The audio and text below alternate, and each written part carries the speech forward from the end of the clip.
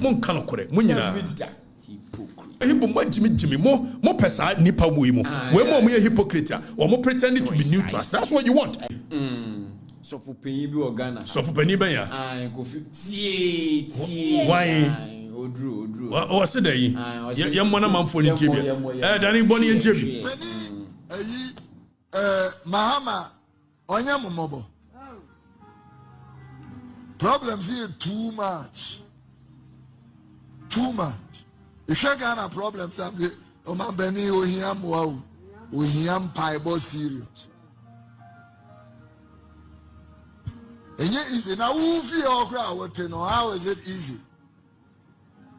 Kitchen, hall, gardening, outside. Bob, where do you replace it? And when ho cry, it is in gas and some prepaid as who feel ho kakrano? It is saying. That's 16 regions of Ghana. Over 201 constituencies. Districts they be brave. Nina I dagene. I mobile. Penny. General. Where's some penny na kase? Ampa. O man penny jo mama ne ho mobile pa. Also manage how many regions? 16. And 200 and something. Na Akufo no manage say. Maybe a 2.5. He said you can maybe I need for the 2.5 or money. Now, 2.5 no. No kura nsu no. Me wo say menua your friend say Oliver Bakaboma lawyer ni na me sia ndisi ama power. Na me nim say san krofo a me genuinely me dwen say omo fight for the cause of this nation. Say na bibi wo madwenechi. How can a whole lawyer Oliver Bakaboma na adwene mu do or say fire a year Akufo ni MPP a year sofu yasaba can 2.5 okay or say Akufo ni MPP for we need 2.5 regions it now we should go to a regional threshold e wa bra ye beka say sebi o ye elections wie na we ni a e say otimi we ni about 9 regions general 9 regions be ya bisebio and lawyer ni na kasa yo we na ya yera koku e de koto so mo hihye adwuma bi communist inferior tactics they are working on your mind so they are saying say so we need election e so to me basa American system no the number of states how we need lawyer ni o awo bre onim say ofa apa east afa apa west afa savannah and the voter region ka ho nipa wo voter region apa east savannah and apa ayi hwan Omuno Ashanti region. Lawyer ni say afi no. Esi etimi kire the number of regions a wini. Na regions ni si ho. Na ya asase keke.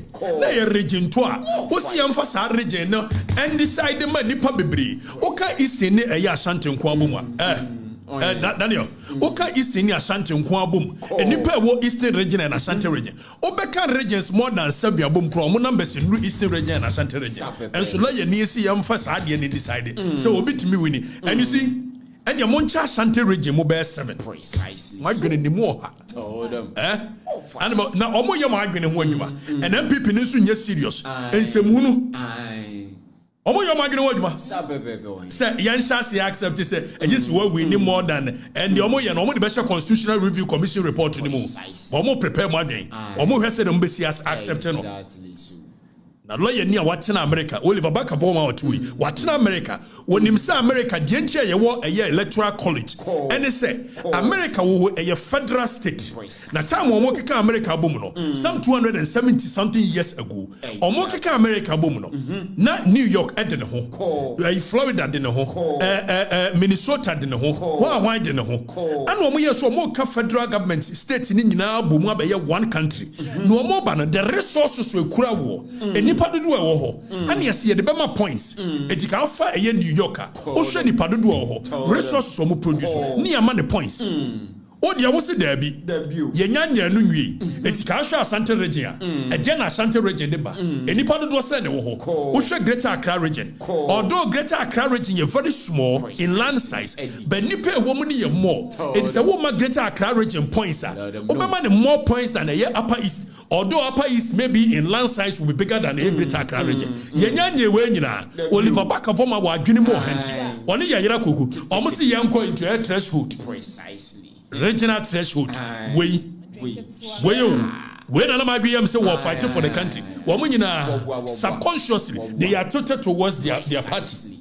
Agenda. Then yes, idea. I can also say some agenda where I ewa abera onim say you call Western North. Ebia make us say Western North nipe or North. And so the resources that comes from a Western and Western North, it should give them some points. Precisely.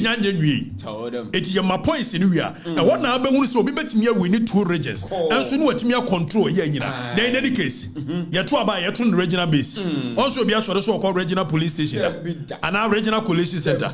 You to about no police station. Near the about constituency. It is a more per se declare na sadia. Yenye constituency by constituency near radio some so by bia if Asante region kwa 47 constituencies Asante region kwa the 47 members of parliament leba me no ka say region be the nipa 6 ana eba o se sa region obi wi ni wo ho a yandro ho green na obi wi ni Asante region yandro ho blue na mom so wi ni be 4 it do wi ni upper east e wi ni upper west e wi ni savannah e wi ni northern e bia MP sa wonya ho kura na enu 30 What's your be winning 1 region 47 MPs amano still madwene wo fom mo madwene e wo fom so for no say Yakufo Addo yedai Yakufo Addo no manage kitchen and ho what so for eti ne yan wo ne mobo no joma ma ya ade mo nka no kore mo nyina and me buy me yes ye be ye ho adi ne am mo se ye de MPP for Ghana force ye nti bi da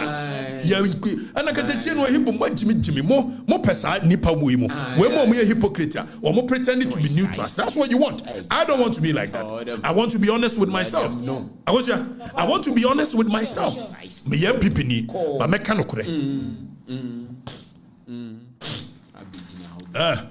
yeah MPP for so me